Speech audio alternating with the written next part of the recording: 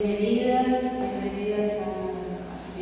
a todos, a cada uno. Les agradecemos que nos acompañen en este conversatorio, el primer conversatorio que hacemos desde la Regional AJO y la Secretaría de Derechos Económicos, Sociales y Culturales de la Asamblea Permanente por los Derechos Humanos, para darle una mirada más específica en cuanto al accionar de la dictadura durante esos años y los efectos que tuvo en otras áreas, porque vulgarmente lo que se conoce o se le adhiere a la dictadura es como solamente los crímenes de lesa humanidad, mientras que hubo delitos de todas las áreas de la actividad de la Argentina en cada uno de los ciudadanos de este país y también de los extranjeros que vivían en nuestro país. Así que bueno, le voy a dar el micrófono a la compañera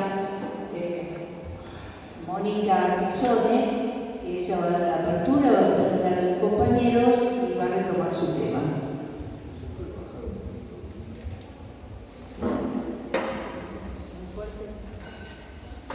¿Bajar el volumen del micrófono? Se puede, sí. Para que no retumbe tanto.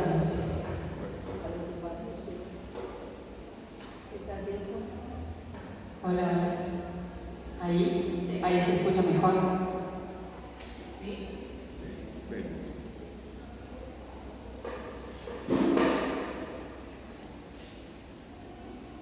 Bueno, buenas tardes a todos y a todas.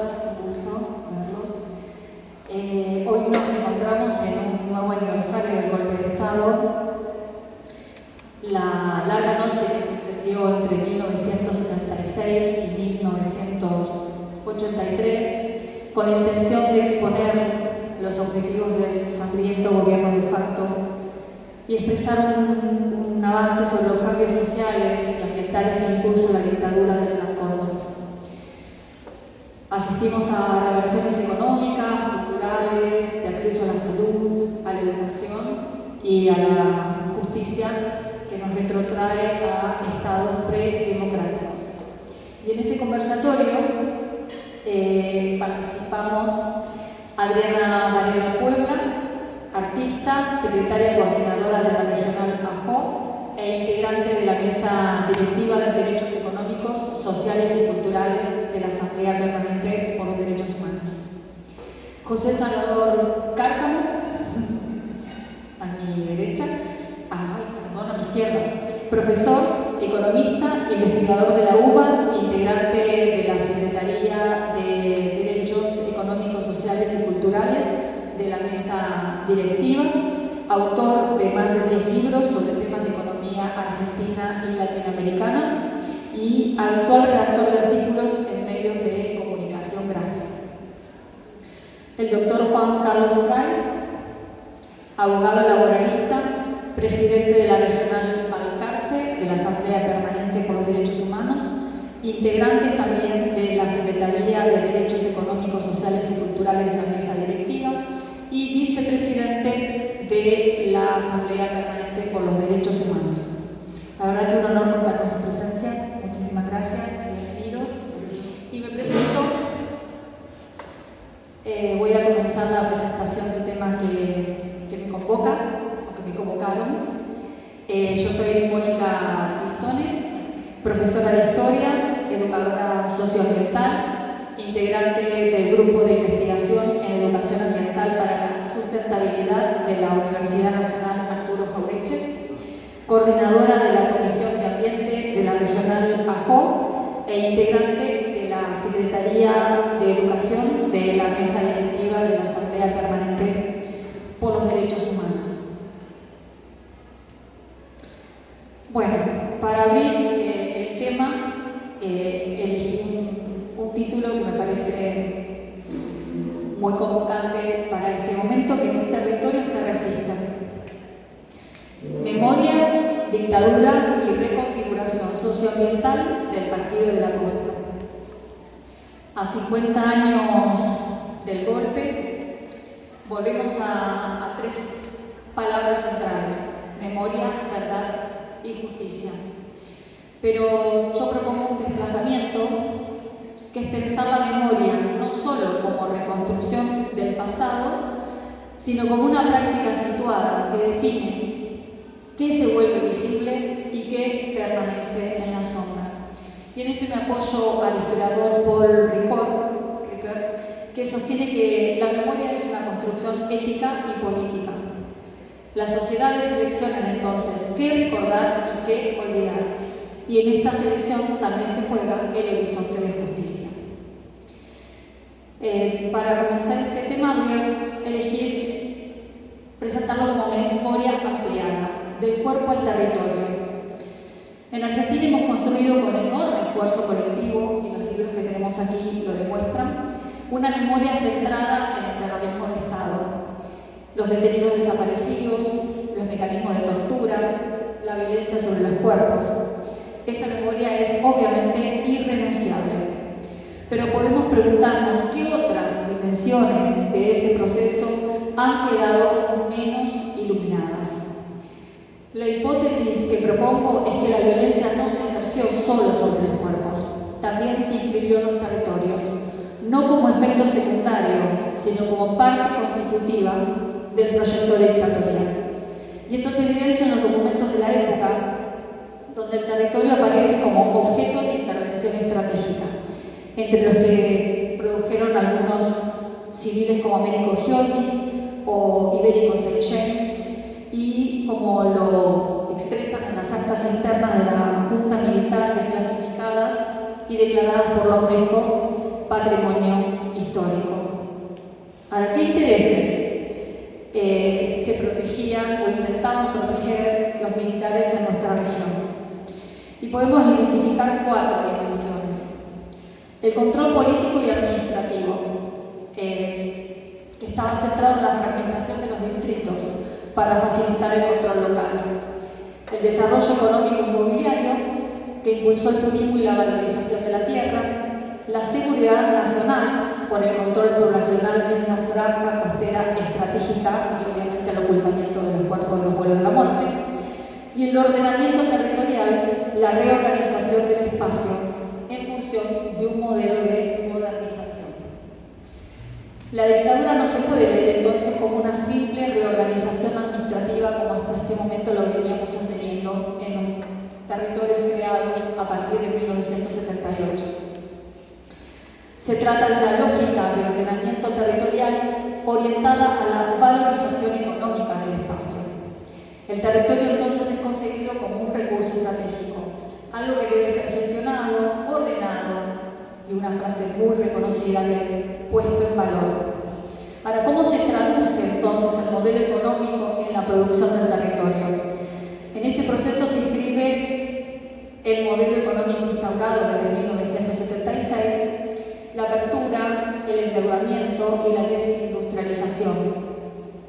Pero este modelo requería de una base territorial concreta, un suelo disponible, costas urbanizables, espacios reorganizables y poblaciones inmovilizadas. Aquí aparece una categoría clave, la producción de territorios funcionales, es decir, territorios organizados para responder a las nuevas lógicas de la acumulación, vinculadas al turismo, al negocio inmobiliario y a la explotación intensiva de lo que hoy llamamos bienes comunes para muchos recursos naturales. La intencionalidad era separar territorios rurales tradicionales de los que presentaban cierta potencialidad económica y control poblacional de la franja costera. Ahora, ¿cómo se visualiza esta racionalidad territorial del régimen? El análisis de los documentos muestra que no hubo decisiones aisladas, sino una articulación entre represión, objetivos políticos y políticas económicas. En ese entramado, la reorganización territorial fue planificada. Y como señala una de las investigadoras de la UBA y investigadora del CONICET, Paula Ganelo, el municipio funcionó como dispositivo de control capilar, un control que se infiltró en la vida cotidiana. La creación de nuevos partidos como La Costa, Pinamar y Villa Gesell responden a esta lógica: control político, valorización económica y gobernabilidad social. En la provincia de Buenos Aires, bajo el gobierno de Ibérico Saint-Jean, se despliega una estrategia que incluye municipalización de la política, que esto es muy importante y central en el plan de la Junta Militar, y del cual su estratega fue Scioli. La construcción de dirigencias locales afines, la elaboración de documentos estratégicos del régimen, directivos para disciplinar la participación social y la articulación con el aparato represivo. El objetivo, ¿cuál era? Sustituir los partidos políticos por una estructura de control territorial basada en los municipios. ¿Cómo se implementa este proceso? Y se van a identificar 3 líneas de acción. El redimensionamiento, ellos lo llaman así, esto es textual de lo que figura en las actas de la Junta y en los documentos oficiales, territorial de municipios. Y esta palabra, que a mí me sale bastante difícil, significa fragmentación territorial. La municipalización de la política y la construcción de una dirigencia natural. Dirigencia natural, voy a volver sobre esto. Estas líneas convergen en una estrategia, traducir el control territorial en control político. La llamada dirigencia natural, figura así textual en las actas, estaba compuesta por actores locales, empresarios o profesionales, legitimados por cercanía y por confianza, no por representación política. Se proyectaba incluso una trayectoria del liderazgo municipal a escalas provinciales y luego a las nacionales bajo la tutela militar. En el caso del Partido de la Costa, el 1 de julio de 1978, mediante el Decreto Ley 9024, se crea el municipio urbano. Esto implicó la dependencia del poder provincial, la designación de autoridades por el régimen, la reorganización del territorio, pero lo central no es lo administrativo, sino la lógica que lo sostiene. El control político del territorio, el impulso del desarrollo inmobiliario y la vigilancia de un espacio que para ellos era estratégico. Se buscó reemplazar la militancia política por una ciudadanía local despolitizada, centrada en lo cotidiano, a través de las sociedades de fomento o las cooperativas. La política con mayúscula, como ellos le llaman, quedaba solamente reservada a una élite y había que ver si les daban permiso a esta dirigencia natural de llegar a ese nivel. Las consecuencias socioambientales de este plan. Este proceso va a producir efectos que aún persisten. La urbanización acelerada, la presión sobre los médanos y los ecosistemas, la alteración de la dinámica litoral y la degradación socioambiental. El territorio deja de ser el soporte de vida para convertirse en mercancía. Y esto nos vuelve a llevar a la pregunta que planteaba al inicio. ¿Qué recordamos cuando recordamos? ¿O qué deseamos olvidar? ¿O qué queremos olvidar? Recordamos con justicia el terrorismo de Estado, sin ninguna duda, pero menos la reorganización territorial, la mercantilización de la naturaleza y la transformación de los ecosistemas. Ese olvido no es casual. Si entendemos los derechos humanos como condiciones para una vida digna, el ambiente no puede quedar afuera. No hay derechos humanos sin derechos ambientales, porque cuando se degradan los territorios, se degradan las condiciones de vida. Ampliar la memoria no implica relativizar el horror. Implica comprender que ese horror fue parte de un proyecto más amplio que reorganizó economías, territorios y formas de vida. En ese proceso participaron actores estatales y privados, y en el territorio local sus efectos se sienten en la urbanización acelerada, en la presión inmobiliaria y en la degradación de los ecosistemas. Por eso, recordar también es intervenir. Ampliar la memoria es ampliar aquello que estamos dispuestos a defender. Una democracia que garantice no solo los derechos políticos, sino también territorios habitables y una vida digna, con justicia social y ambiental. Muchas gracias.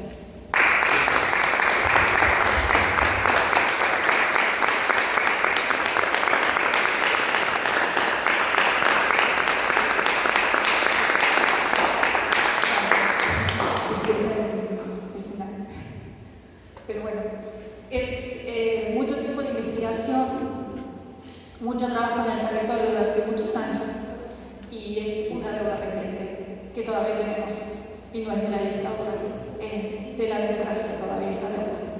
Así que bueno, le doy la palabra al doctor Cárcamo.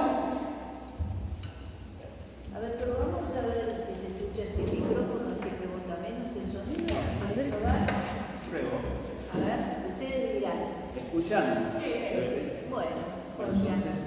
Más liviano. Vamos por acá. Ahí está. Bueno, me presento brevemente. Yo soy originario de Punta Arenas, extremo sur del continente, Estrecho de Magallanes. Y me resido acá en Argentina hace 40 años.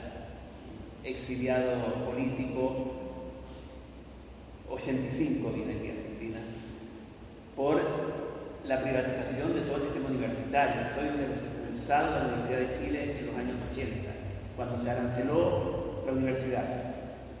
Y lo que quiero centrarme es sobre el Plan Cóndor y el plan económico, ¿cierto?, de la dictadura y su semejanza con la realidad. Es decir, hay unas palabras de Eduardo Galeano que dice que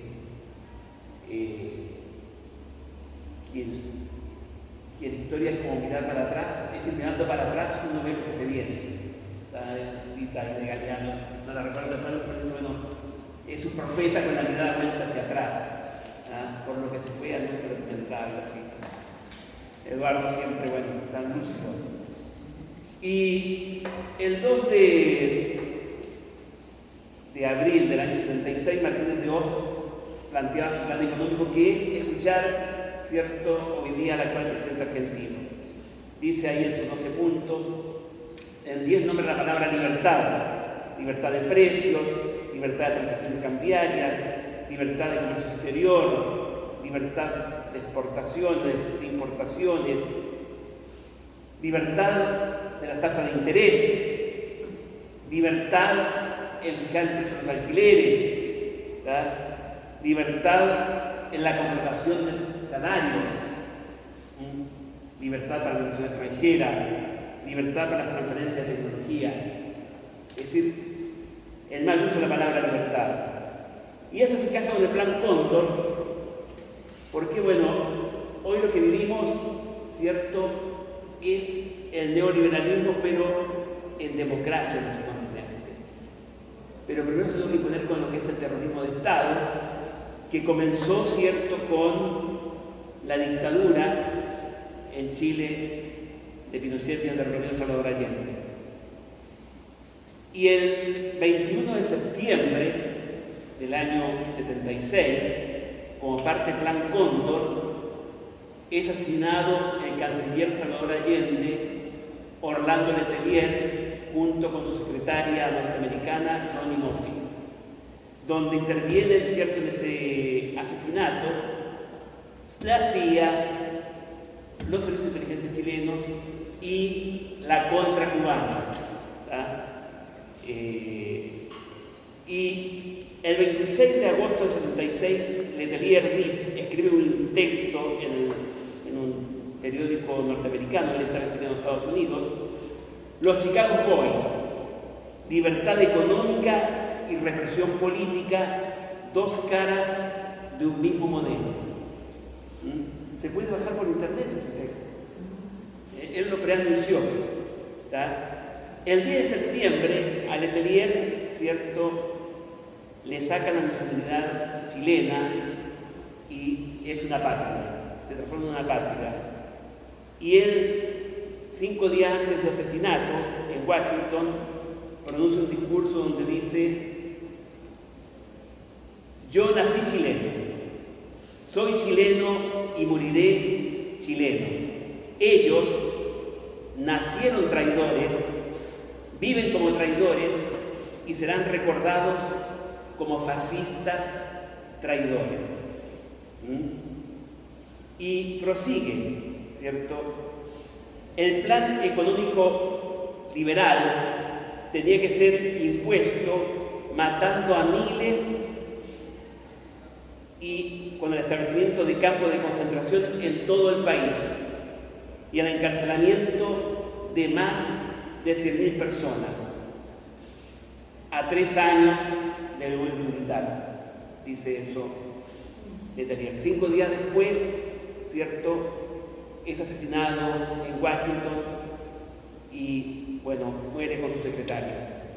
Bueno, hoy, ¿cierto?, hoy lamentablemente estamos viendo una reedición, ¿cierto?, de ese plan económico siniestro en la forma de neoliberalismo, ¿cierto?, que adopta en la actualidad la forma de necroliberalismo, es decir, que hace una valorización de lo que es la muerte y la exclusión.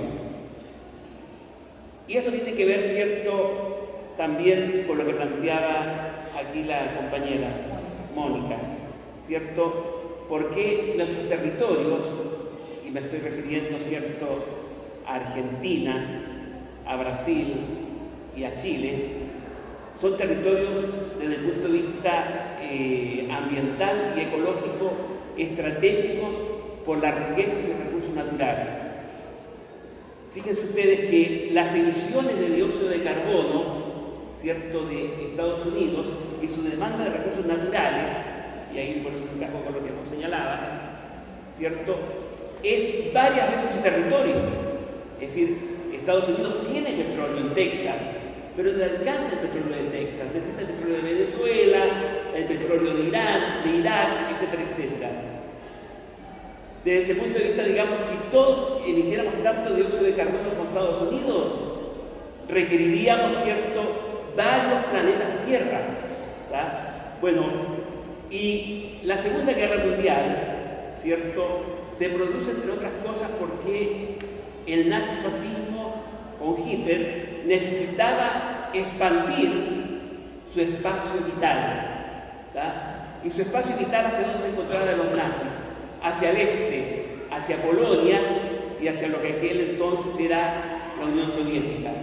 Hoy, ¿cierto?, en nuestra América, el espacio vital de Estados Unidos está al sur del río Bravo, es decir, desde México hasta nuestra Antártica, ¿tá? Y desde ese punto de vista, ¿cierto?, Argentina y Brasil son geopolíticamente estratégicos, y también, ¿cierto?, lo que es nuestra Antártica.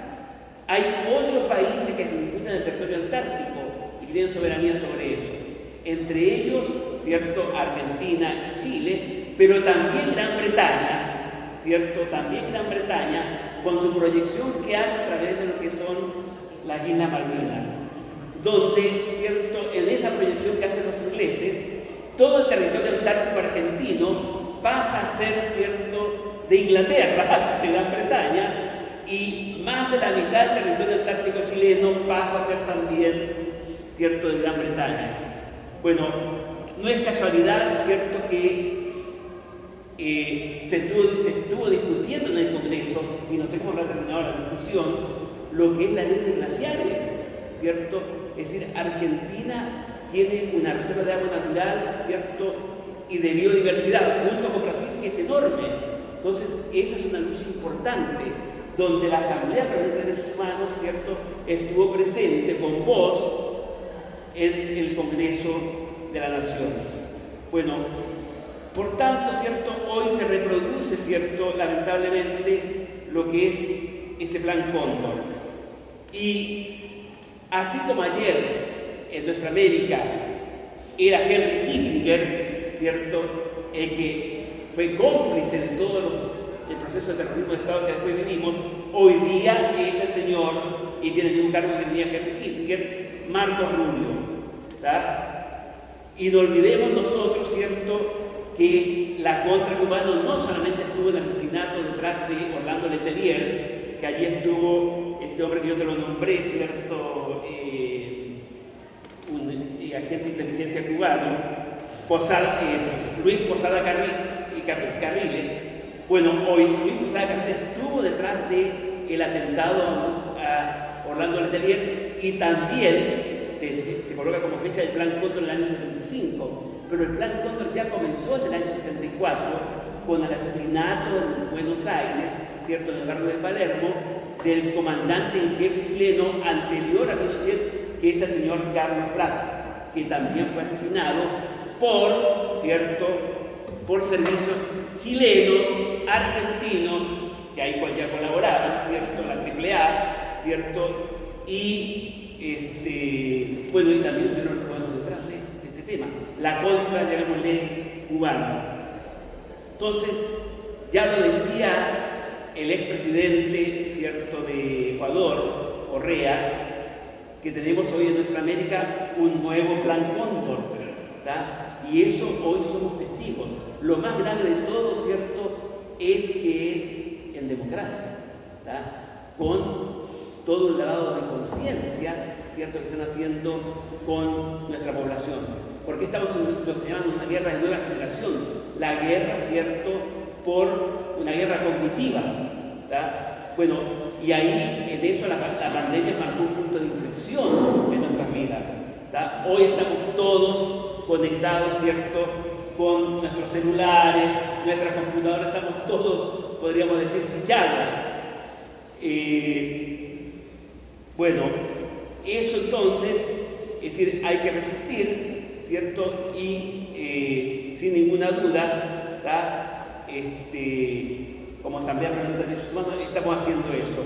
También no quiero dejar de resaltar, ¿cierto?, que hace pocos días se declaró por Naciones Unidas como crimen de lesa humanidad la esclavitud, donde hay 3 países que votaron en contra: Estados Unidos, Argentina y el Estado, ¿cierto?, sionista de Israel. Es decir, se viven desafíos, ¿cierto?, muy importantes, y es trascendental, ¿cierto?, generando conciencia, multiplicar estos debates y despertar ese amor por la patria, ¿cierto?, que nuestros libertadores nos enseñaron y nos constituyó como nación, tanto en Argentina y así en los otros estados nacionales.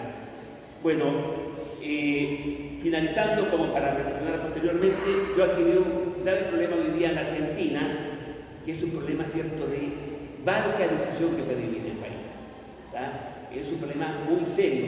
No olvidemos nosotros el proceso de balcanización que se vivió en los años 90 con lo que fue la ex Yugoslavia, ¿tá? Entonces, ese es un peligro cierto. Y la reforma de la Constitución del año 94, al darle tanto poder a las provincias, ¿cierto?, quita un poco ese sentido nacional y le da un gran poder a los intereses locales, y tiene que ver con lo que planteaba aquí Mónica. Bueno, dejo la palabra, ¿cierto?, a Juan, que nos tiene que ser también en todo este debate. Muchas gracias.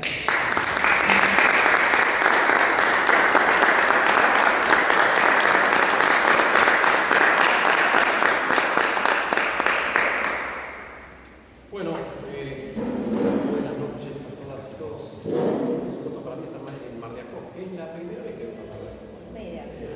Voy a conocer. No, vine a Gessel en otras oportunidades, pero bueno, siempre tenía la inquietud de conocer Mar de Ajó, así que bueno, es una buena oportunidad para hacerlo.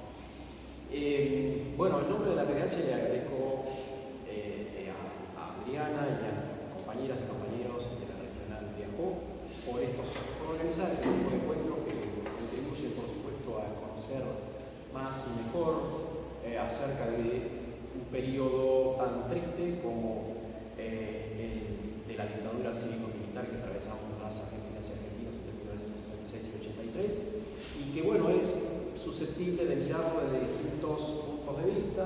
Lo hizo Mónica desde un punto de vista, lo hizo José desde otro, y bueno, a mí me encargaron algo que tiene que ver un poco más con mi actividad diaria, que es la legislación laboral impuesta por la dictadura a partir de 1976, que, como veremos, tiene algunos parecidos con lo que otros gobiernos luego quisieron hacer, y sobre todo con lo que quieren hacer el gobierno que padecemos. Bueno, hubo, por supuesto, una modificación significativa en cuanto a la legislación laboral hasta ese momento vigente. ¿Por quién? Por lo que se llamó, lo que ellos llamaron el proceso de reorganización nacional. Hoy por ahí los jóvenes no saben tanto esto, ¿no? El proceso. En aquel tiempo, no sé, vos lo recordarás, Adriana, nosotros mismos no le llamábamos a las cosas por su nombre. Nosotros en aquellos años, en los primeros años posteriores, no llamábamos la dictadura, le llamábamos el proceso. Era lo que nos pasaba en el proceso. Hoy, visto a la distancia, vemos cómo nos hicieron caer en su propio engaño, porque lo que era dictadura, nosotros que sabíamos que era dictadura, no lo llamábamos dictadura, lo llamábamos proceso, porque era la manera que tenían ellos de referirse así, el proceso de reorganización nacional. Porque, bueno, eso era lo que querían hacer, reorganizar. En eso eran coherentes, querían reorganizar la nación. Reorganizarla en un sentido regresivo, de acuerdo a lo que nosotros vemos, ¿no? Pero bueno, tuvieron una particularidad en eso, a diferencia de anteriores golpes de Estado, que, por ejemplo, el de Uriburu del 30 era la revolución del 30, del 43 no recuerdo cómo se llamaba, pero el que vino en el 55 era la revolución libertadora, ¿se acuerdan? ¿Libertad de qué? ¿No? Después la del 66 era la revolución argentina, ya eran más allá todavía, era encabezada por Onganía, el hombre que decía que venía para quedarse 20 años, ¿no? Que quería imponernos esa sociedad muy católica, ¿no? Es decir, tenía como modelo, muy moralista, tenía como modelo a Francisco Franco, y como Franco ya en ese momento llevaba más de 20 años y quería estar por lo menos otros 20. Bueno, y después llega el gobierno de 1976, que cambia su denominación. Tal vez cambió porque la palabra revolución en la década del 70 ya estaba muy identificada con otra cosa, ¿no? Con lo que es el cambio de estructura, ¿no es cierto? Un cambio profundo de estructura. Bueno, entonces es una palabra, yo creo que mal vista para ellos, y le cambiaron y le pusieron ese nombre. Bueno, ellos cuando llegan al gobierno emiten una proclama y declaran sus objetivos, ¿no? Y dentro de sus objetivos estaba el reordenamiento del país, el depurar la corrupción imperante, mencionaban la libertad, un conjunto de buenos deseos y de buenas palabras que en realidad eran ocultar lo que realmente venían a hacer, que no reconocieron nunca, por supuesto, que era venir a terminar con un Estado con derechos, que propendía a la distribución de la riqueza. Por lo menos en la etapa 73-74 se intentó eso, en algunos aspectos por primera vez, es decir, entre el año 73 se empezó a hablar en Argentina de reforma agraria, cosa que, bueno, para nosotros era una novedad, y hubo algunos otros avances, sobre todo en los primeros, en los tiempos de Cámpora y demás, en fin, se pensaba en otro tipo de construcción de otro tipo de sociedad y de país. Bueno, ellos venían a cambiar eso, ellos venían a reorganizar, venían a hacer una nación y un Estado al servicio de los grupos dominantes, al servicio de los grupos dominantes, al servicio de las grandes empresas multinacionales, poner los recursos a disposición de ellos. Y una cosa muy importante que ellos mismos la dicen, es objetivo restablecer el orden. Es decir, el orden para ellos, ¿qué es? por ahí era diferente a lo que entendemos nosotros por orden. Para ellos el orden era que algunos estuvieran en silencio y que otros pudieran hacer libremente, con libertad. Es decir, dar la libertad, nosotros lo que menos queríamos era la libertad, al contrario, si en aquel tiempo queríamos expresarnos libremente, seguramente íbamos a tener que dejar de ser por inmediata y vamos a tener la represión conocida. Y bueno, ellos llegan al gobierno invocando también que tenía que terminar con el accionar subversivo, ¿no? Es una palabra que utilizaba mucho en ese tiempo, subversión. Bueno, los primeros subversivos, los auténticos subversivos eran ellos, que se estaban subvirtiendo al gobierno, a la Constitución y al gobierno constitucional. Un gobierno constitucional que tenía enormes falas, bueno, las sabemos, pero era el gobierno constitucional quien gobernaba el país. María Elena Martínez había llegado por una libre elección popular como vicepresidenta, falleció su esposo, asume la presidencia, pero bueno, había llegado por el mandato popular. Y llega en un momento donde además ya estaba previsto la convocatoria de elecciones. Se habían convocado elecciones para el día 17 de octubre de 1976. Es decir, las elecciones allí, a un paso, pero bueno, ellos venían a reordenar y a terminar con el accionar subversivo. Cosa que no era tan así porque, a ver, el accionar de las organizaciones armadas había sido muy limitado y muy delimitado, ¿no es cierto? Primero, Tucumán, por un lado, y por otro lado, bueno, Monte ¿no? Y bueno, aquello que ellos decían que era un gran ejército y que iban a iniciar, que era la guerra que tenían, en realidad no era tan gran, era un ejército, y no era una guerra, por supuesto, porque bueno, no manejaban ni aviones, ni barcos, ni tanques, por el estilo, ¿sí? Bueno. Pero el objetivo era otro, porque ese ya lo habían logrado parcialmente. El objetivo era justamente el poner las riquezas de la nación al servicio de un sector pequeño, y ese sector pequeño influyó, por supuesto, en que ocurriera ese golpe de Estado, y puso a uno de sus hombres representativo de poder económico, como era José Antonio Martínez, que se refería a José, fue ministro de Economía, ¿no? En realidad el poder, la cabeza política estaba más ahí que en los informados, ¿no es cierto? Porque sabemos que mucha habilidad en la generalidad de los casos no tiene, no han demostrado que mantenido, salvo de uno y otro, que en general no han demostrado mucha habilidad, mucha capacidad para dirigir misiones. Bueno, llegan el 24 de marzo de 1976 y claro, llegan en un momento donde había efervescencia en el ámbito laboral, en las fábricas, había un gran accionar por parte de comisiones sindicales, actividad gremial, comisiones sindicales, algunos sindicatos. Veníamos de experiencias significativas en el año 1975, recordar la Constitución, con la CINDA, todo lo que había ocurrido allí. En varias fábricas de la FOA había habido también algunos conflictos gremiales y en distintas empresas. Bueno, ellos venían, uno de los objetivos era poner el orden, en el sentido de orden que ellos le quieren dar, que era terminar con la, para ellos, agitación sindical y que los trabajadores se dedicaran simplemente a producir. Trabajadores que en el año 74, José, habían llegado, de acuerdo a lo que he entendido, el sector de trabajo tenía el 45% del ingreso nacional en Argentina. Era, claro, estaba ahí casi sus rentas eran casi semejantes a las del capital. Bueno, cuando ellos se fueron, ese 45 se había reducido a 23 o 22.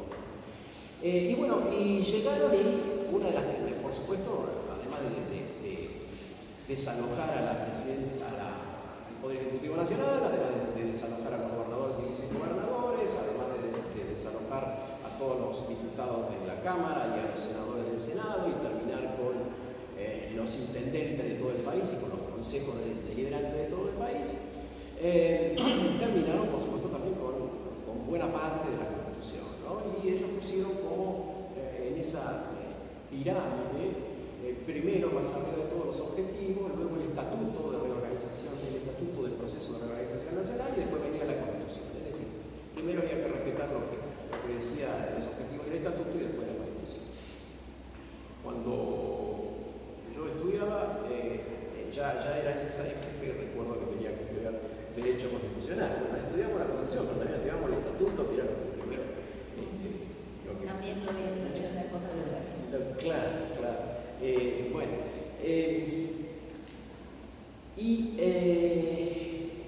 comienzan a dictar muchas normas y muchas de ellas tenían un contenido, eran normas laborales, es decir, había que terminar con lo que ellos entendían que atentaba contra el orden, la seguridad, el ser argentino, el ser, como ellos decían, el occidente. Una de las cosas que resuelve en el mismo 24 de marzo es terminar con el derecho de huelga en Argentina, que estaba consagrado, ¿no es cierto?, por la Constitución Nacional de 1900. Con la actividad sindical se la reduce, por supuesto, esa actividad sindical. Terminan con el fuero mediante otra ley, con el fuero sindical, que era una norma que se había dejado unos años antes y que otorgaba cierta protección a los dirigentes sindicales, en algunos casos hasta semejantes que tenían los legisladores, y tienen aún los legisladores. Bueno, eso era simplemente para facilitar su actuación y para que no hubiera represalias debido a su accionar gremial. Siguieron así, dictaron luego otra norma que era directamente sancionar como delito las huelgas y sancionar como delito no solo las huelgas, sino el trabajo a desgano, esto lo decía concretamente la norma, era la 21.400, el trabajo a desgano, el trabajo interrumpido, bueno, todo eso estaba sancionado como delito, con penas de 1 a 6 años. Y si ese accionar era público, es decir, que ese trabajo de desgano se hacía público, que o fraccionar el trabajo, o interrumpir el trabajo, si eso se hacía público, la condena de 3 a 9 años. Es decir, una sanción como esa, un trabajo de desgano, podía llevar a un trabajador hasta a la cárcel hasta por 9 años. Bueno, obviamente que eran todas medidas destinadas a desalentar la actividad sindical. Se prohibió, por supuesto, muchos dirigentes sindicales fueron detenidos, la mayoría de los más importantes fueron detenidos, muchos integrantes de las comisiones, de las distintas comisiones gremiales fueron detenidos también, muchos delegados fueron detenidos, y se observó un proceso de disciplinamiento marcado por parte del empresariado, sobre todo las grandes empresas, con relación al personal. Incluso hubo en varias empresas donde se observó, como sabemos, una colaboración por parte del sector empresarial con el poder militar y con las bandas parapoliciales que asolaban al país, y directamente ellos señalaban a los nombres y apellidos y direcciones de los trabajadores que consideraban que eran peligrosos para el desarrollo de sus empresas. De hecho, muchos de ellos fueron detenidos, desaparecidos, asesinados, e incluso en algunas empresas, creo que son 5, una de ellas es la de Jujuy, la del azúcar, incluso, facilitaron con camionetas y demás el día de la Palma, ¿no es cierto? Facilitaron eso, e incluso se conoce que ahí también funcionó un centro clandestino de detención, es decir, el empresariado estaba colaborando para restablecer lo que ellos entendían el orden de sus empresas y para restablecer ese señorío que ellos querían tener mujeres en sus empresas, ¿no? El objetivo de ellos, claro, siempre era volver a lo anterior. Las leyes laborales nacieron en Argentina a principios del siglo XX, antes de eso no había legislación laboral en nuestro país. A partir de 1905 más o menos, que parece la ley de descanso dominical, que solamente se regía en la capital federal, ahí recién comienza las primeras manifestaciones de legislación laboral. ¿Qué es lo que tendía eso? A equilibrar un poco más la relación de fuerza, ¿no es cierto? Eso es lo que tiende el derecho laboral, a hacer un poco más equilibrada la relación de fuerza entre un empleador que tiene el poder de organización de su empresa, de dirección de su empresa, disciplinario dentro de su empresa, con respecto al trabajador, que lo único que tiene es su cuerpo, su mano de obra, su intelecto, lo que aporta, pero no es otra cosa lo que aporta más que eso, más que su propia persona. Bueno, así siguió el proceso de legislación con distintas normas. Las 8 horas recién se logran en el año 1909, después siguió el sábado inglés un poco más adelante, después llega la década del 40 y ahí aparecen varias normas como la creación del Tribunal del Trabajo, el sueldo anual complementario, que tanto fastidio le dio a algunas personas, ¿no es cierto? Que algunos empleadores decían que tengo que pagar 13 sueldos. Distintas normas que se crearon en aquellos tiempos, la indemnización, el aumento de la indemnización, la extensión del derecho a cobrar indemnización por despido a todos los trabajadores, cuando hasta ese momento, hasta la década del 40, solamente lo tenían algunos sectores, como el sector industrial y comercial, el resto no lo tenía. Bueno, aparece legislación también en el Estatuto del PO, que impone por primera vez algunos límites a los terratenientes y a los empleadores del sector agrario, del sector agropecuario. Bueno, así hubo una cantidad de normas, varios estatutos, viajantes, de comercio, bancarios, encargo de oficio, etc.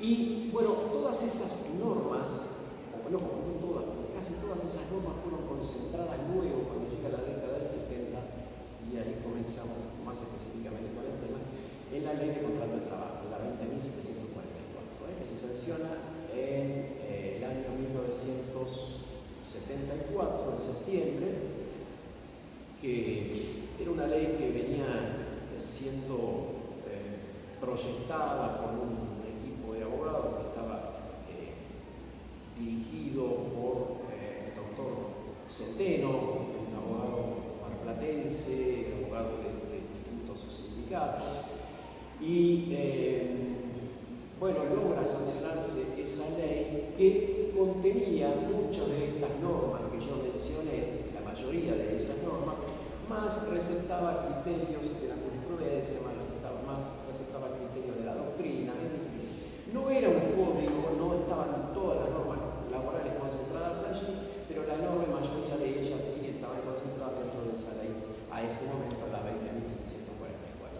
¿Qué significaba un avance con respecto al periodo anterior en cuanto a los derechos de los trabajadores, en cuanto a la limitación del poder del empleador en la relación laboral, y que hacía un poco más equilibrada aún la relación de fuerza, la relación entre el poder empresario y el trabajador? Bueno, claro, eso molestaba bastante.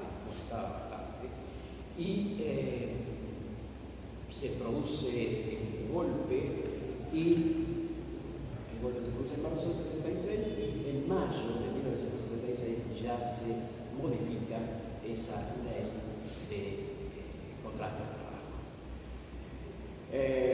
Varios derechos son reducidos, otros son directamente conculcados, y es la ley 21.297 que rigió durante varios años, ¿no? Después, cuando vino la democracia, prácticamente no se tocó, salvo muy poco, es decir, un tema de la INAH nada más, pero prácticamente no se tocó. Sí, durante la década del 80 se sancionó una nueva ley de asociaciones profesionales, o sea, una ley que regula la actividad sindical. Pero bueno, vinieron otras modificaciones en 1900, a partir de 1990, que fueron regresivas incluso, y recién se vuelven a resaltar varios de los contenidos de la ley 20.744 a partir del 2013, con los gobiernos que sucedieron hasta 2015. Pero hay varios derechos que se habían obtenido, que se habían consagrado en la ley 20.744 de 1974, que nunca más los hemos tenido. Por ejemplo,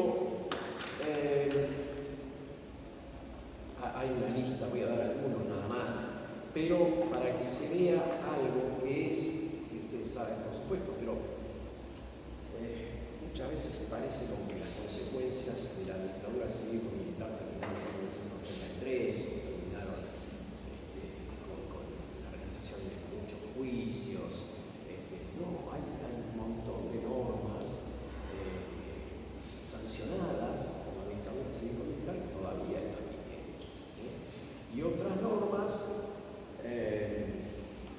y otras normas que ellos derogaron, bueno, no las hemos tenido nunca más e implicaban derechos para trabajadores y trabajadoras. O sea, la consecuencia de la dictadura cívico-militar todavía se vive, todavía las vivimos todos. Por ejemplo, uno de los derechos que nos han quitado es la obligación de preferir a los trabajadores, la obligación de preferir en igualdad de condiciones a trabajadores del propio establecimiento para cargos superiores. Es decir, la ley 2644 decía que cuando había un cargo superior, en igualdad de condiciones había que optar por alguno de los trabajadores que hasta ese momento se estaba desempeñando dentro de ese ámbito de trabajo. Bueno, otro de los derechos que nos han involucrado y que nunca más, el derecho a que el trabajador que había sido despedido, que había sido por una suspensión menor a 30 días, cuando se sentía injuriado, podía declararse despedido, reclamar la indemnización, con una redacción un poco diferente a lo que existe ahora. Bueno, también sometían a procedimiento el preaviso, un procedimiento especial al preaviso, donde participaba el sindicato, cuando los despedidos o suspendidos era una pluralidad de trabajadores o trabajadoras. También había un recargo indemnizatorio cuando se despedía al varón como consecuencia del matrimonio. Hoy todavía rige eso, pero en un plazo menor. En aquel momento era el plazo de un año. Hoy son 7 meses y medio, en aquel momento era el plazo de un año. O sea, se ha disminuido el periodo dentro del cual un trabajador puede reclamar una indemnización por ser despedido como consecuencia del matrimonio. Bueno, también había normas que limitaban la tercerización, algo que ahora cada vez está avanzando más, lamentablemente. También había normas que nunca hemos recuperado. También había una responsabilidad solidaria de todo el grupo de empresas frente al despido de un trabajador. Es decir, si una empresa despedía a ese trabajador y formaba parte de un grupo de empresas, entonces las demás empresas eran solidariamente responsables en cuanto al pago de la indemnización, cosa que hoy no ocurre. Entonces esto que pasa hoy, que facilita que, bueno, que haya una empresa que se declare insolvente y los trabajadores van a cobrar el 50% o no van a cobrar ni siquiera el 50%, ¿no es cierto? Bueno, en aquel momento, con aquella ley, bueno, si esa empresa formaba parte de un grupo empresario mayor, algunas de las otras empresas eran también solidariamente responsables con relación al pago de indemnización y todos los otros importes que correspondían. Bueno, otra de las cosas que también se terminó y nunca más fue el libre acceso a los libros de aquellos trabajadores que percibían dinero por comisiones. Entonces ellos tenían la facultad de inspeccionar los libros contables de las empresas como para verificar si las comisiones que se estaban pagando eran correctas o no. Bueno, el derecho del sindicato a ser consultado sobre el sistema de control del personal, la caducidad de las subvenciones a los 12 meses, es decir, hoy eso también lo hemos perdido, hoy un trabajador es sancionado y esa sanción queda. Entonces el empleador puede tomarla como antecedente a los 2 años, 3 años, etc. Tanto no sea un periodo muy prolongado, lo puede tomar como un antecedente disciplinario. Bueno, la ley 20.744 limitaba eso a los 12 meses. Es decir, que si a mí me suspendían los 12 meses y un mes, ese antecedente no iba a ser tomado. Bueno, la notificación de la fecha de inicio de vacaciones, había que hacerla con 60 días de antelación. Y la ley de los militares redujo ese plazo a 45 días, que rigió hasta que llegó mi ley, ahora son 30 días, a partir del 6 de marzo. Bueno, había otras normas, bueno, como, a ver, si una persona era despedida y no había gozado de licencias vacacionales por periodos anteriores, resulta que le tenían que pagar esas licencias y multiplicarlas por 1,5 o por 3. O sea que era otro de los derechos que se han perdido. Bueno,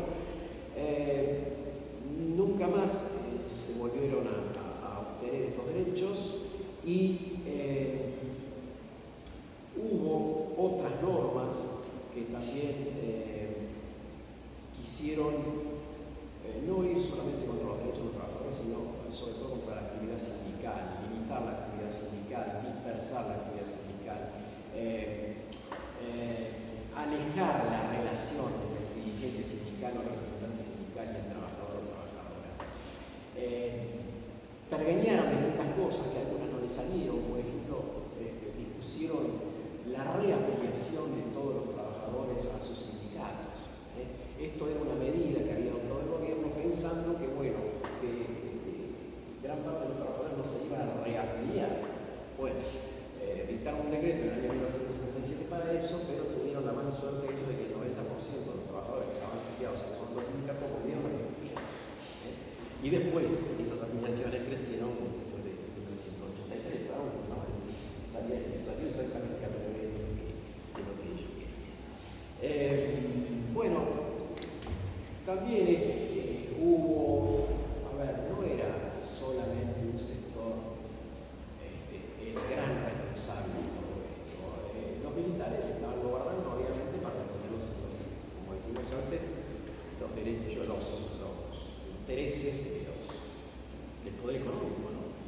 Pero bueno, también había un sector del sindicalismo que era más proclive a las negociaciones con el sector militar.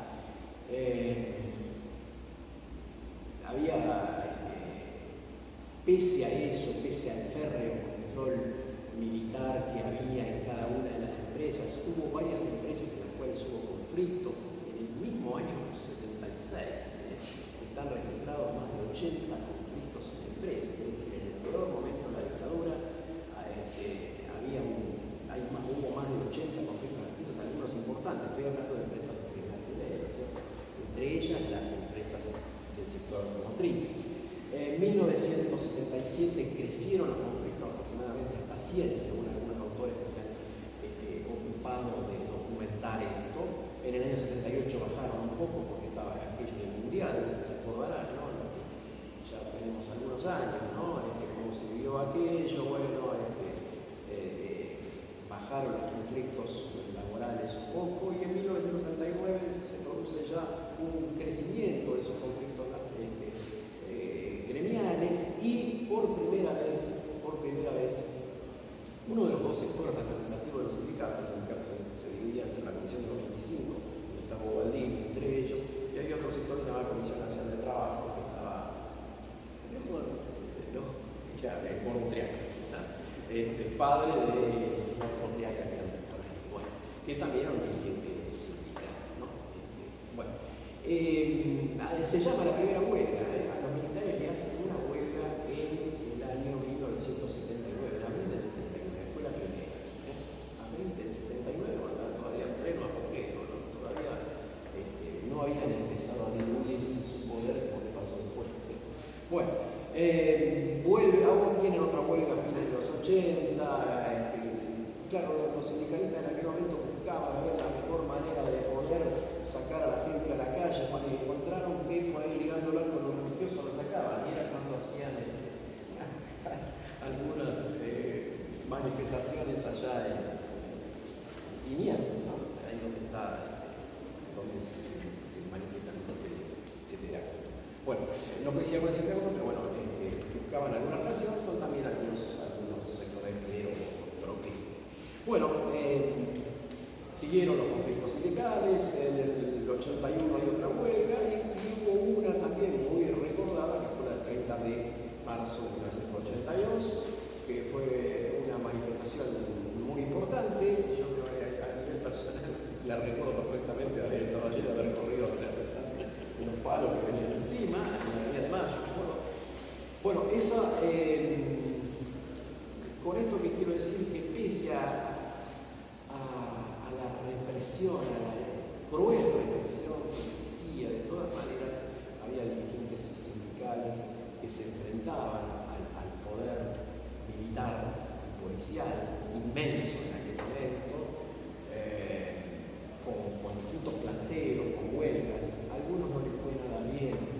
Una de las cosas que hicieron los militares en aquel momento era terminar, además de estos derechos con otros, por ejemplo, las declaraciones de insalubridad que hacían reducir la jornada de trabajo de 8 horas a 6 horas. Bueno, había distintos sindicatos que habían logrado para algunas actividades esas declaraciones de insalubridad, por ejemplo, del subte, algunos principales, etc. Bueno, ellos terminaron con casi todo eso y a los trabajadores de Luz y Fuerza, que en aquel momento ocupaban a lo que era la Compañía Argentina de Electricidad, a lo que era SEGRA, a lo que era Agua y Energía, a lo que era DEVA, acá en la provincia de Buenos Aires, estaban todos agrupados en Luz y Fuerza, tenían una jornada laboral bastante limitada que llegaba a las 32 horas semanales. Los militares se la prolongan esa jornada. Bueno, y ahí se originan una serie de planteos, algunos conatos huelísticos también, se molestaban muchísimo por eso. Al final llegan a un acuerdo y luego que habían llegado al acuerdo, a los pocos días, Oscar Schmidt, que era el secretario general del Sindicato de Luz y Fuerza, desapareció y no apareció nunca más. O sea, que hubo dirigentes sindicales que pagaron con su vida, y no solo al máximo nivel, como podría ser este compañero, sino muchos delegados que han desaparecido y muchos integrantes de otras comisiones gremiales que también han desaparecido. Y bueno, así llegamos a 1983, donde bueno, llega la democracia, se termina la democracia formal, ¿no? La democracia real no llegó, no la vimos. Yo no me voy a ver. José no se la corre. José puede ser. Yo no la voy a ver. Pero bueno, es uno de los sueños que mantenemos, ¿no? Aunque no la veamos nosotros, todavía soñamos que otros que vengan a ¿Vieron cómo hablan los abogados? ¿Te puedo hacer una pregunta? Sí. No, pero todos somos de La Matanza, por el tema Mercedes-Benz. Claro. Mercedes-Benz hubo varias complicidades. Yo vengo de un pueblo donde el presidente hubo varias complicidades de vigencia de Mercedes-Benz, nosotros fue educados, desaparecidos. Hubo varias Mercedes-Benz, Perdón, pero recién ahora, creo que fue este año, si no tengo mal el dato, sí. Llevaron al primer civil, uno de los civiles, que era un museo, un gerente de Mercedes-Benz. Sí. Está en juicio, que creo fue Sí. el año pasado o este año, Sí. que llegó a juicio por el tema de la desaparición de la comisión interna, que fue en Mercedes-Benz, pero también hubo en Ford. Sí. En Ford también desapareció, tuvo una comisión interna. Sí. Hubo muchas empresas de esas, las alpargatas con muchos conflictos. Pero recién ahora llegaron porque casi no hay civiles, porque el de Ledesma, ahora me acuerdo, Laquier, se murió y no llegaron a enjuiciarlo correctamente. Sí, nunca se llegó a eso, ¿cierto? Y sí, civiles hace poco, ya que Ronald Alegre, que tenía una empresa de microcarretales, también. Sí. Creo que ese sí fue. Ese sí, creo. Ese sí, pero muere es una mosca, nada más. Sí, no, pero son.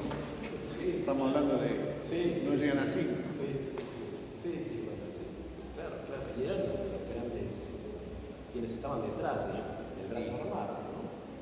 Cívico-militar. Claro, cívico-militar era la etapa cívica y lo que realmente imponían las líneas. Y bueno, así fue avanzando la legislación laboral hasta este nuevo proceso que tenemos. Así que bueno, esto es un breve resumen de lo que ocurrió en aquellos 3 años que esperamos que pueda transitar.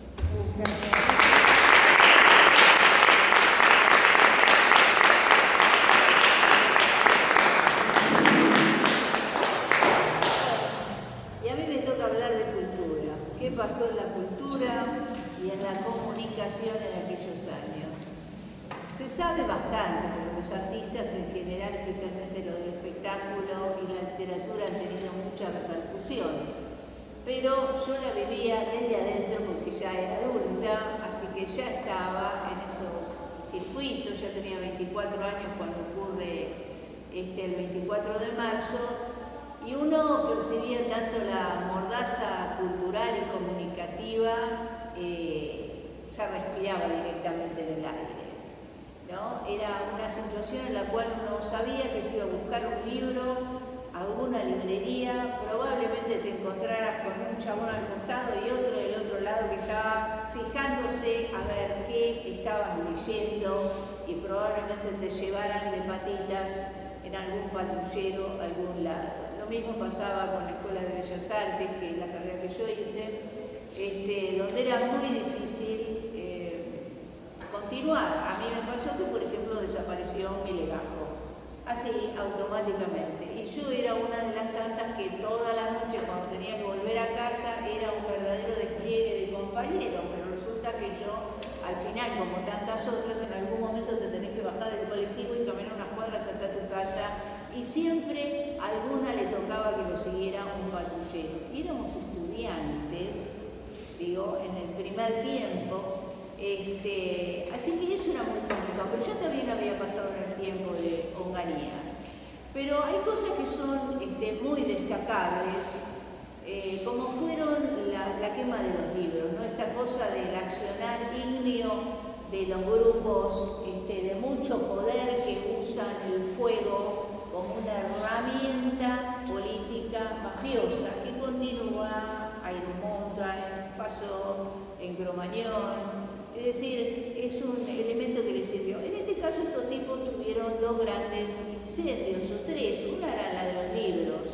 Por ejemplo, la que ocurrió en 1980, en Berisso, creo, que quemaron ahí 1,5 millones de libros y de fascículos de una editorial a la cual ellos consideraron que verdaderamente era subversiva, que se trató del Centro Editorial América Latina.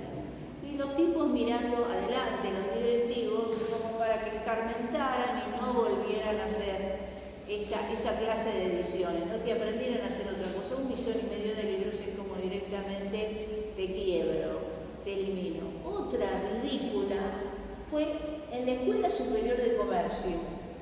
Quemaron libros. Imagínense que iban a tener que estudiar economía política sin enterarse de qué se trataba el socialismo, el comunismo, el keynesianismo y, ojo, la estanflación. Así que imagínense ustedes cómo se podría estudiar economía, ciencias económicas si eliminamos todo eso. Obviamente que el peronismo no existía ni en historia, ni en ningún lado, en ninguna materia.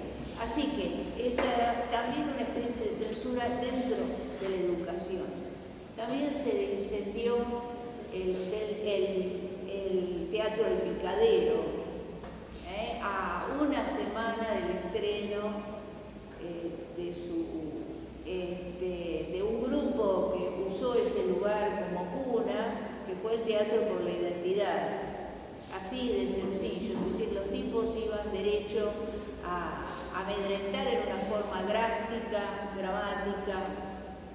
Obviamente que había muchos artistas censurados, directamente prohibidos, y las listas, las benditas listas negras a las cuales el que se enteraba que estaba en una lista, se lo decían, sabía que tenía que conseguir enseguida un pasaje y tomarse el tire a algún lado, ir al exilio, porque otra no le quedaba sino que iba a terminar muerto. Así se iban a España, a todos lugares de lengua española, lengua hispana, México. Algunos se fueron muchos a Francia, a París, algunos volvieron, otros se quedaron, especialmente los que eran los académicos, siendo parte de la plantilla de universidades extranjeras.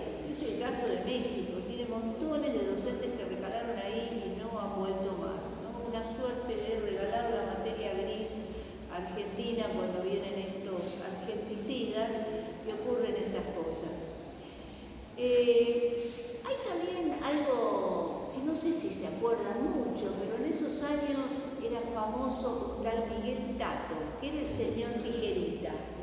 El señor Tijerita se ocupaba de recortar todos los pedazos de cintas fílmicas, ya sean nacionales, extranjeras, los pedazos que al tipo le parecía que eran impúdicas, subversivas, o vaya a saber qué, cuando no se le ocurría que directamente no podían ser exhibidas. Pero siempre pasaba por la tijera antes de ser exhibida en los cines. Eso pasaba de continuo, así que obviamente que el cine argentino también se tenía que ir si quería seguir siendo argentino, o si no, de lo contrario, tenía que hacer las peliculitas como hacía Olmedo, con militares, siempre siendo parte del protagonismo. Los canales de televisión estuvieron todos intervenidos. El director, el presidente de un canal de televisión era generalmente un coronel, un comodoro que no sabía nada de arte, pero estaba ahí porque la televisión se iba a usar como un medio de infiltración para adoctrinar a cómo se suponía ellos que debía ser la vida de un argentino, ¿no? Y así se lo llevó a un aburguesamiento norteamericano para poder facilitar que abandone el argentino sus propias costumbres para adoptar las costumbres de la burguesía norteamericana y empezar a adquirir lo que los norteamericanos no vendían, ¿no? Entonces teníamos que dejar de lado el choripán para comer hamburguesa o cosas por el estilo, y todo eso era cosa de negritos, de ordinarios, pero comer hot dog con boca era de gente mundana. Se le fue tergiversando la mente al argentino, porque los argentinos éramos unos roñosos, ordinarios negritos, que a ellos no les gustaba para nada. Así que se impuso también alguna serie de cosas muy ridículas. Entre las cosas ridículas que podemos llegar a decir es prohibir la difusión de Samba de mi Esperanza. Porque estaba prohibida la esperanza, señores. Y a Cafrune le costó la vida por mandarse el chiste de cantar en un escenario, ¿no? En un festival. Otra cosa sumamente ridícula fue prohibir pasar la difusión y tenerlo de un LP de larga duración, que no sé si era de vinilo, de pasta, pero yo la verdad que no lo tuve, de Carlos Gardel acompañado por guitarras. ¿Por qué? ¿Qué podría ser eso? Bueno, las guitarras son una cosa muy popular y Carlos Gardel también era muy popular, así que como estaban descartando todo lo que era popular e ídolos argentinos, estaba prohibido. Así que Carlos Gardel y las guitarras afuera. Obviamente que tenían que venir otros ídolos, había que romper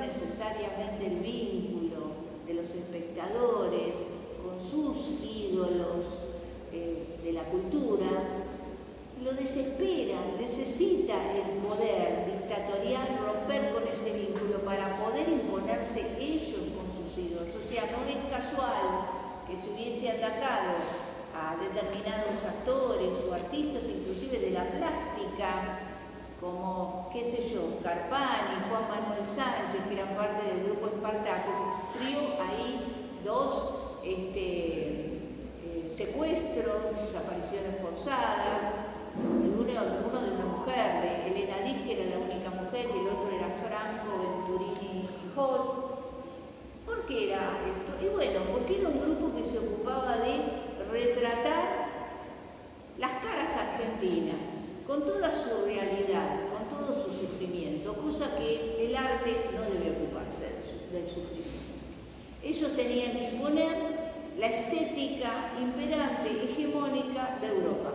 Hasta ese momento la de Europa. Después fue reemplazada por el arte express de Miami y de Nueva York, porque les interesa mucho más y porque los franceses también, los sucios, asquerosos, así que había que correrlo y lo único que importa es lo que sale de Estados Unidos. Así de sencillo.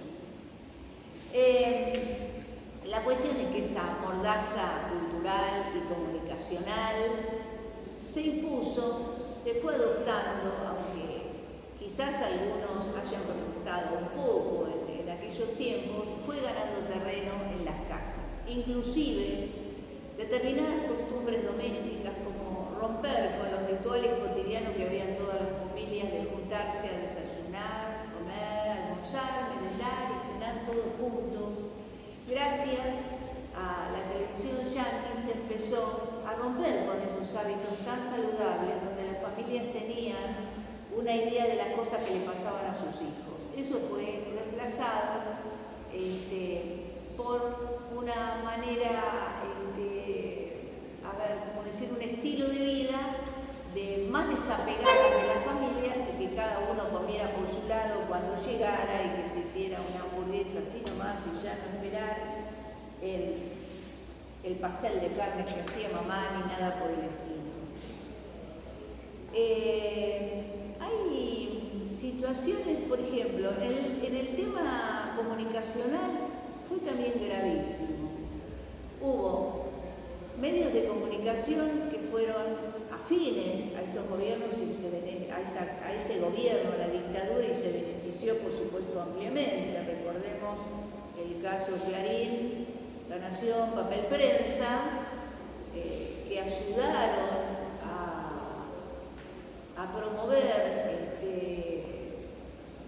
a naturalizar a la violencia del Estado como una herramienta de ordenamiento. Es decir, ellos lo impusieron. Y mucha gente sigue pensando que está bien, que hay que matarlos a todos, a los zurdos, a los peronistas también, porque son unos sucios también, son unos negros, siempre. Pero hubo otros medios de comunicación que no fueron tan dóciles a esa imposición, y bueno, la padecieron. Timerman, muchas periodistas, en particular periodistas escritores como Haroldo Conti, Walsh,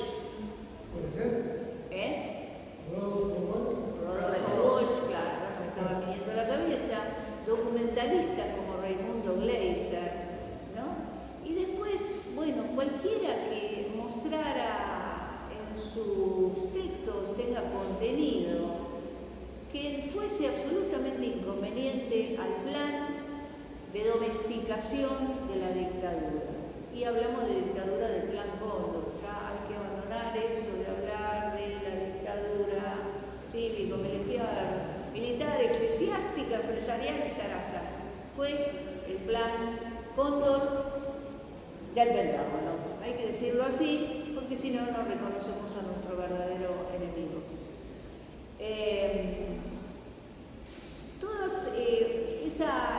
Esa domesticación que se hizo para que demos de rodillas tuvo también varios objetivos. No se trataba solamente de arrodillarse y aceptar lo que dijera el gobierno, porque por supuesto era la intimidación y la censura llevaba a que estuviese una suerte de orden, no pienses ni desees nada de lo que el gobierno no te permite.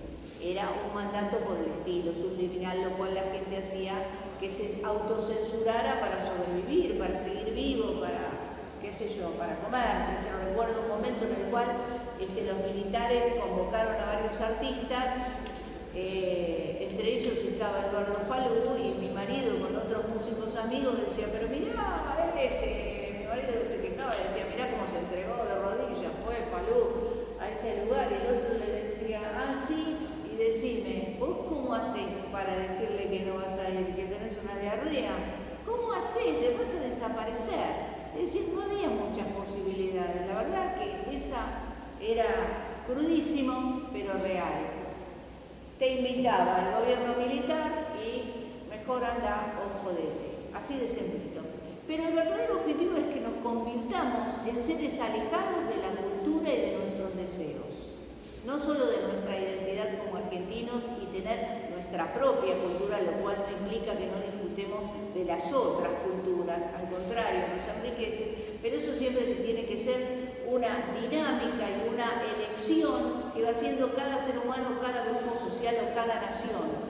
Enriquecerse y modificando cosas, porque la cultura es eso, es un permanente cambio, una dinámica en lo que vamos haciendo, pero siempre con nuestra propia base tradicional, nuestras ideas, nuestra forma en que sentimos y expresamos las cosas.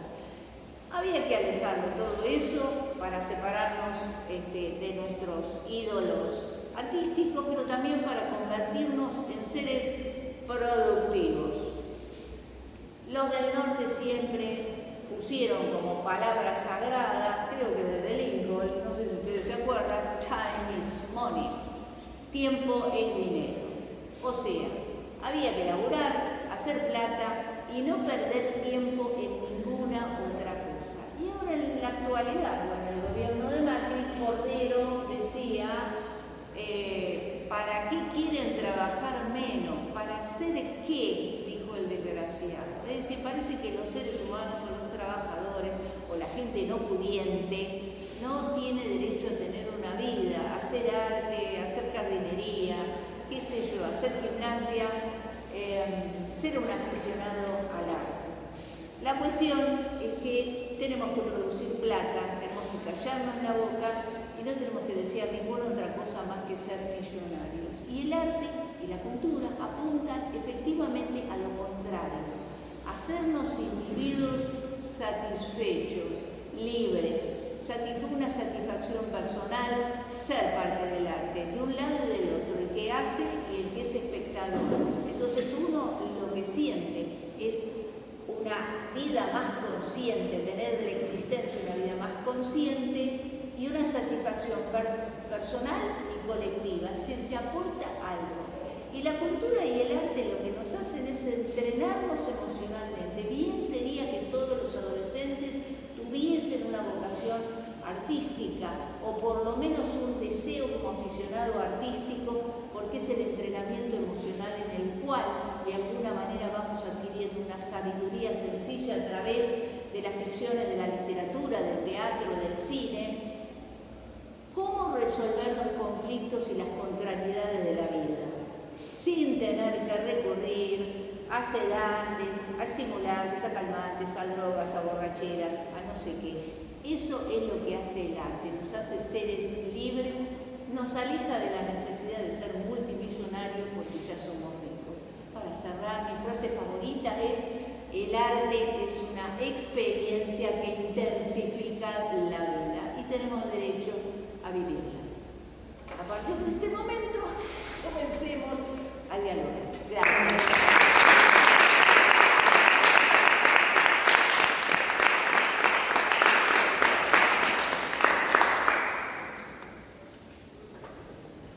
¿Alguna pregunta? ¿Alguna opinión? ¿Algo que aporten ustedes que puedan recordar? No tenemos mucho tiempo, 15 minutos como mucho, pero bueno, si alguien quiere aportar con algo, escuchamos. A mí me hizo pensar esto de cuando a la memoria, qué cosas recordamos o qué